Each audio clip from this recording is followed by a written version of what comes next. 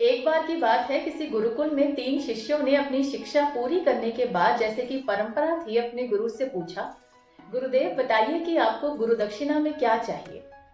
गुरु जी पहले तो मंद मंद मुस्कुराए और फिर बड़े प्यार से बोले, मुझे तुमसे गुरु दक्षिणा में एक थैला भर के सूखी पत्तियां चाहिए, बताओ ला सकोगे। तीनों बोले, जरूर, ये तो बहुत आसान चीज मांग ली आपने गुरुदेव, हम यूं गए और यूं आए।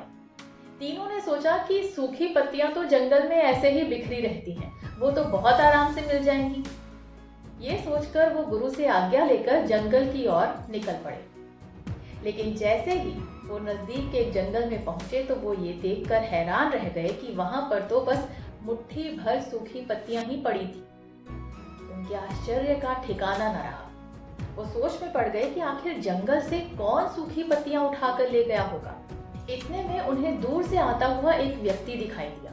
वे उसके पास गए और उससे कहने लगे कि हमें बस एक थैला भर सूखी पत्तियां चाहिए, क्या आप हमारी कोई मदद कर सकते हैं। तो वह व्यक्ति बोला, मैं जरूर कर देता, पर मैं एक किसान हूँ और मेरे पास जो सूखी पत्तियां थी उनका मैं ईंधन के रूप में पहले ही इस्तेमाल कर चुका हूँ। मेरे पास और पत्तियां नहीं हैं, इसलिए क्षमा चाहता हूँ कि मैं आपकी कोई मदद नहीं कर पाऊंगा। अब वे तीनों पास में ही बसे एक गांव की ओर इस आशा से बढ़ने लगे कि हो सकता है वहां उस गांव में उनकी कोई सहायता कर सके।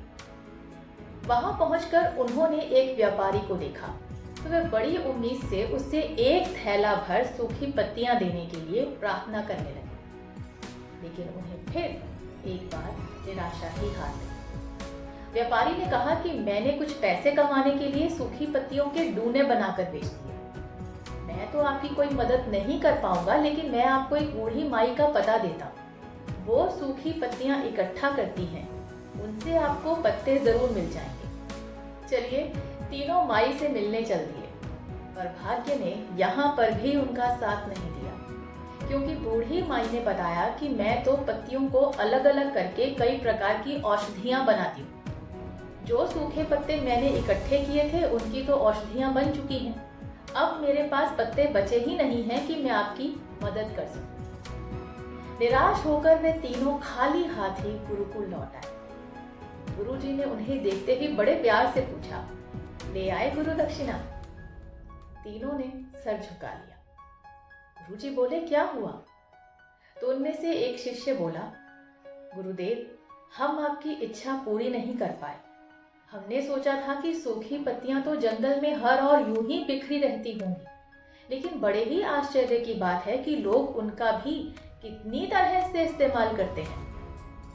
गुरुजी मुस्कुराए और बोले, देखो, जब बड़ी आसानी से मिलने वाली सूखी पत्तियां भी निरर्थक और बेकार नहीं होती, उनके भी इतने उपयोग होते हैं, इतना महत्व होता है, तो फिर हम कैसे किसी भी प्राणी को छोटा और महत्वहीन मानकर उसका तिरस्कार कर सकते हैं। चींटी से लेकर हाथी तक, प्रजा से लेकर राजा तक, सभी का अपना अपना महत्व होता है। इसलिए जब भी किसी से मिलना तो उसे यथा योग्य मान देना। अपनी शिक्षा और विद्या का अभिमान मत करना। दूसरों को मान दोगे तो आपस में स्नेह, सद्भावना और सहानुभूति का विस्तार होगा और सबका जीवन संघर्ष की बजाय उत्सव बना रहेगा। सही शिक्षा वही है जो आचरण में दिखाई दे। गुरुदेव बोले, यही मेरी आखिरी शिक्षा थी और अगर तुम इस राह पर चलते रहे तो वही मेरी गुरु दक्षिणा होगी। शिष्यों ने गुरु के आगे सिर झुकाया और सारी जिंदगी इसी राह पर चलने का प्रण लेकर वहां से चले गए। गीता में कहा गया है कि कोई भी ऐसा राष्ट्र कभी सुखी नहीं रह सकता जहां पक्षपात होता हो, अन्याय होता हो, ऊंच नीच का भेदभाव होता हो। जहां सब एक दूसरे को समान मानते हैं और मान देते हैं, उसी राष्ट्र का उत्थान होता है। और ये सब संभव हो सकता है अगर हम सब एक दूसरे के हृदय में ईश्वर की अनुभूति करें। तुझ में राम, मुझ में राम।